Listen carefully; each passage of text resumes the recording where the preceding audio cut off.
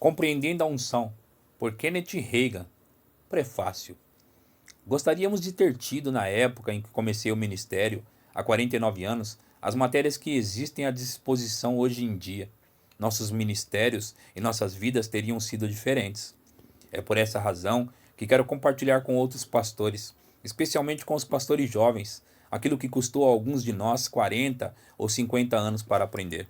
Neste livro, quero compartilhar aquilo que aprendi a respeito da unção durante o meu meio século de ministério. Tenho no meu espírito muita coisa a respeito para compartilhar com você. Na seção 1, consideraremos a unção individual, que todos os crentes têm no novo nascimento. Mostraremos que todos os crentes poderão experimentar uma unção mais profunda ao serem batizados com o Espírito Santo. Essa experiência que está à disposição de todos os crentes visa o serviço. Na seção 2, veremos que também existe uma unção do Espírito Santo sobre os dons do ministério, uma unção que acompanha os ofícios. Graças a Deus pelos dons do ministério que Ele colocou no corpo de Cristo, a fim de que cresçamos.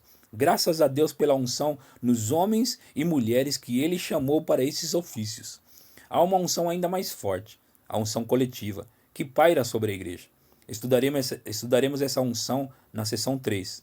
Tenha em mente, ao ler essa matéria, que se trata de unções diferentes, mas todas provêm do mesmo Espírito Santo, o único membro da deidade que está operando na terra hoje. Você descobrirá que nada existe como a manifestação da glória de Deus. Uma vez que você sentiu o sabor dela, nada mais lhe satisfará. Seção 1. A unção individual. Capítulo 1. A unção sobre Jesus. Nos tempos do Antigo Testamento, o leitor comum, hoje o chamaríamos dos crentes, não tinha unção dentro ou sobre ele. A presença de Deus era mantida fechada nos santos dos santos, no templo. Deus, porém, ungia o rei para ocupar aquele cargo. Ele ungia o sacerdote para ocupar o cargo dele, e ele ungia o profeta para ocupar o seu respectivo cargo. O Espírito Santo vinha sobre esses 3 tipos de indivíduos, a fim de capacitá-los a exercer seus respectivos cargos. Davi recebeu todas essas unções. Davi era rei e também era sacerdote e profeta. No Salmo 92, Davi diz: derrama sobre mim o óleo fresco, versículo 10. O óleo simboliza o Espírito Santo. Frequentemente precisamos de uma nova unção. Unções hoje. Deus ainda está ungindo profetas hoje. Esses profetas são porta-vozes dele. O cargo profético inclui tudo aquilo que fala em prol de Deus, todos os cargos de ensinar e de pregar, portanto. Mas especialmente o do profeta, porque aquela é a unção envolvida. Deus ainda está ungindo as pessoas para pregar, testificar e para cantar. Ele ainda está ungindo sacerdotes. Qual era a função do sacerdote? Representava outras pessoas. Estas não podiam entrar na presença de Deus nos santos dos santos. Mas o sacerdote, o sumo sacerdote, podia entrar no santo dos santos e assim era o intercessor pelo povo. Deus ainda está ungindo intercessores. Ele está ungindo pessoas para ocuparem. Nisso há uma unção. E ele está ungindo reis. Todos nós somos reis. Glória a Deus. Romanos 5,17 diz que reinaremos em vida. É por causa da unção que podemos reinar. Outra referência no Antigo Testamento à unção inclui o texto de Zacarias e de Isaías. Zacarias 4,6. Prosseguiu ele e me disse: esta é a palavra do Senhor a Zorobabel, não por força nem por poder, mas pelo meu espírito, diz o Senhor dos exércitos. Sempre pensamos na força e no poder em conexão com o Espírito de Deus. Quando Deus fala da força e do poder neste texto, ele se refere à força humana. Está dizendo a Zorobabel: não é pela força de um exército, mas é pelo meu espírito que a batalha será ganha.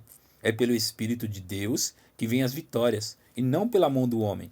Isaías 10:27. E acontecerá naquele dia que a sua carga será tirada do teu ombro, e o seu jugo do teu pescoço, e o jugo será despedaçado por causa da unção. Às vezes, invertemos a ordem daquela expressão e dizemos: é a unção que despedaça o jugo, ou quebra. Trata-se de dizer exatamente a mesma coisa. O jugo será despedaçado por causa da unção. A mesma coisa se aplica à nossa vida e ministério hoje. o jugo da enfermidade ou de qualquer coisa que o diabo procura impor sobre nós será destruído por causa da unção. No Novo Testamento, vemos como a unção estava sobre o ministério de Jesus e podemos aprender a respeito de ministrar a unção. Então Jesus, no poder do Espírito, regressou para a Galiléia e a sua fama correu por toda a circunvizinhança e ensinava nas sinagogas, sendo glorificado por todos.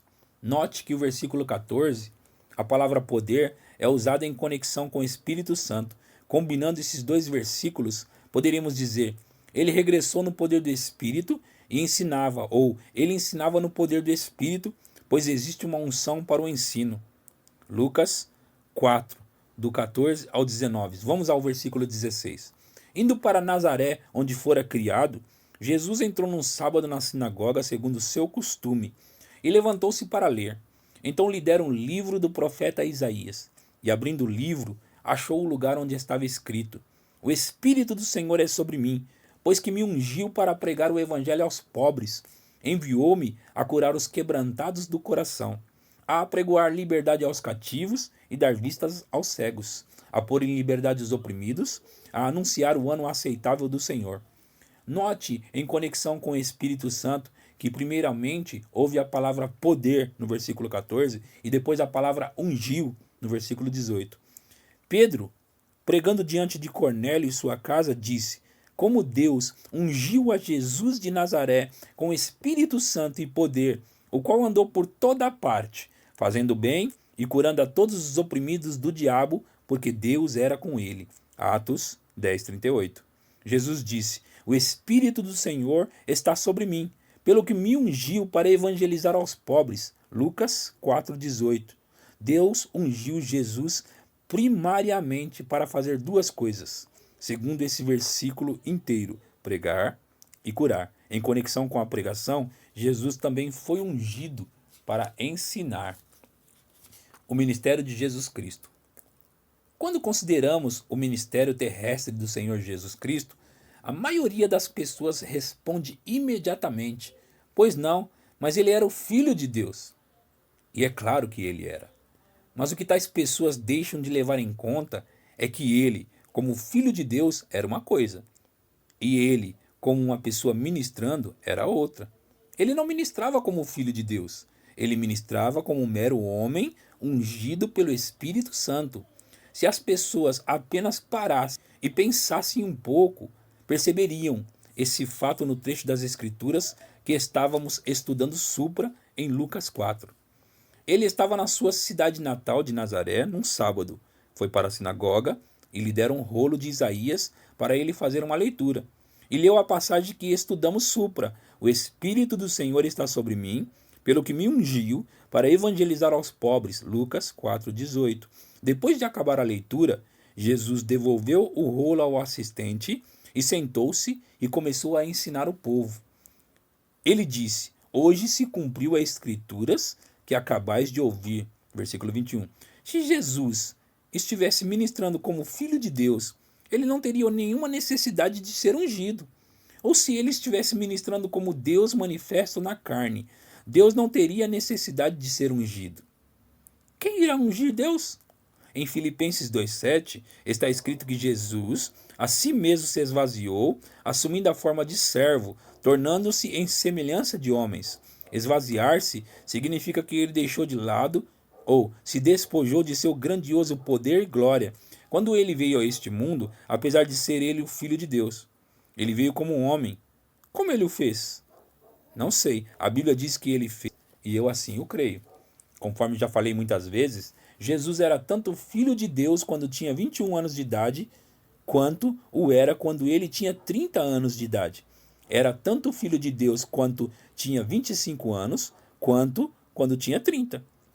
Ele era igualmente o Filho de Deus durante todos aqueles anos, 25, 26, 27, 28, 29, não é verdade? Apesar disso, durante todos aqueles anos, ele nunca, nenhuma pessoa operou um milagre. Como sabemos disso? Porque a Bíblia assim o diz. A Bíblia nos conta que Jesus foi ungido depois de ter sido batizado por João no Jordão. quando o Espírito Santo veio sobre ele em forma corpórea como de pomba. Lucas 3:22. Deus falou do céu e disse: Este é o meu filho amado, em quem me comprazo. João 2:11. Jesus tinha de ser ungido antes dele poder curar, porque ele tinha deixado de lado seu grande poder e glória, como filho de Deus, quando se tornou homem. Embora em pessoa ele fosse o filho de Deus, no poder ele não era o filho de Deus. Embora isso talvez soe como paradoxo, você pode entendê-lo? Quando as pessoas dizem, certo, mas Jesus era o filho de Deus, essa ideia o coloca numa classe à parte quanto ao ministério. Isso significa que ninguém mais poderia ministrar daquela maneira e nem sequer chegar perto de agir assim, se Jesus está numa classe à parte quanto ao ministério. Ora, como pessoa, por ser o filho de Deus, ele está numa classe à parte, mas no ministério ele não está numa classe à parte. Por quê? Você se lembra daquilo que Jesus disse no Evangelho segundo João? João 14:12.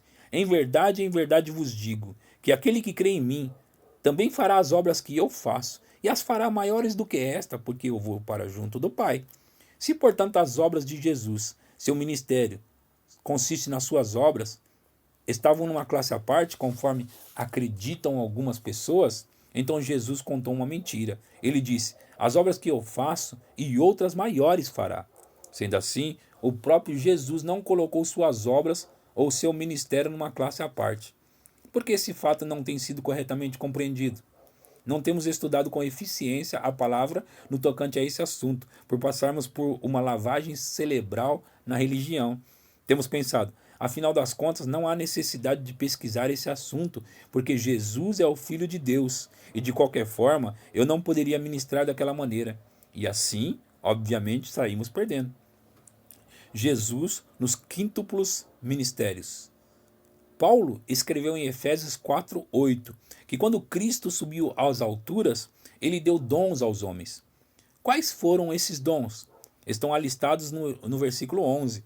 E ele mesmo concedeu uns para apóstolos, outros para profetas, outros para evangelistas e outros para pastores e mestres. Estes são comumente chamados os dons quíntuplos do ministério. Na realidade, Jesus estava em todos esses ministérios quíntuplos, cada um deles, e ele é o nosso exemplo em cada um deles. Primeiro, ele estava no cargo de apóstolo. Ele é chamado apóstolo no capítulo 3 de Hebreus. Hebreus 3:1. Por isso, santos irmãos, que participais da vocação celestiais, considerai atentamente o apóstolo e sumo sacerdote da nossa confissão, Jesus. A palavra grega apóstolos, traduzida por apóstolo, significa uma pessoa enviada. E Jesus é o exemplo supremo de uma pessoa que foi enviada. Ele foi enviado por Deus e pelo Espírito Santo. Segundo, Jesus estava no cargo de profeta. Jesus se chama de profeta no capítulo 4 do Evangelho segundo Lucas. Nenhum profeta é bem recebido na sua própria terra. Versículo 24. Além disso, você de certo se lembra da mulher à beira do poço em Samaria. Ela disse que queria a água viva que ele prometeu, mas quando ele mandou aí trazer o marido, ela confessou: Não tenho marido, em João 4,17. Jesus respondeu: Bem disseste, não tenho marido, porque 5 maridos já tiveste, e este que agora tens não é teu marido. Isso disseste com verdade. Em outras palavras, Jesus disse que o homem com quem ela coabitava não era marido dela. Nesses dias modernos, temos visto algumas pessoas, até mesmo nos círculos carismáticos, que estão ajuntadas sem casamento, que dizem: seja como for, Deus sabe, e ele realmente é meu marido. Ele não é seu marido, assim como você não é mica de circo. A mulher à beira do poço de Jacó reconheceu: Senhor, vejo que tu és profeta, no versículo 19. Ela deixou o seu cântaro, foi à cidade e disse àqueles homens: Vinde comigo e vede um homem que me disse tudo quanto tenho feito. Será este, porventura, o Cristo? Versículo 29. Um dos aspectos do ministério do profeta é que ele vê e conhece as coisas de modo sobrenatural. No Antigo Testamento, às vezes era chamado de um vidente. Jesus, portanto, era um profeta. Terceiro, Jesus ocupava o cargo de evangelista.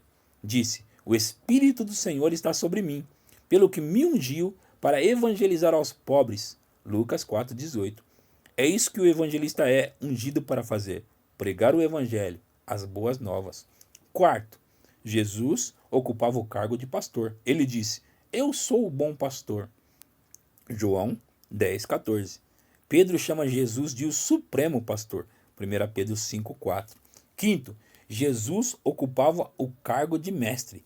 Os 4 evangelhos dizem mais a respeito da obra de ensinar do que a respeito de qualquer outra coisa sobre Jesus. É só você lê-los e sublinhar as formas do verbo ensinar. Jesus ensinava mais do que curava. Jesus, mais do que pregava, ele ensinava. O ensino ocupava o cargo da primazia com ele. E percorria Jesus todas as cidades e povoados, ensinando nas sinagogas, pregando o evangelho do reino e curando toda sorte de doenças e enfermidades. Mateus 9,35. Seu ministério consistia em ensinar, pregar e curar. Há uma unção para acompanhar cada um desses cargos. E se você operar dentro do seu devido cargo, a unção estará presente. Poderá ficar mais forte, pode ser aumentada, ou, por outro lado, você pode levá-la a diminuir-se e reduzir-se conforme estudaremos mais tarde. O Espírito sem medida. João 3,34. Porque aquele que Deus enviou fala as palavras de Deus, pois não lhe dá o Espírito por medida. Há certa medida do Espírito Santo no crente para determinados propósitos, mas uma unção vem sobre nós para exercermos o cargo ou ministério para o qual Deus nos chamou. Embora o Espírito Santo seja o mesmo, a unção é diferente. Porque o Senhor Jesus Cristo tinha um Espírito sem medida. Ele atuava em todos os 5 dons principais para o ministério. E ele é o modelo para todos nós seguirmos.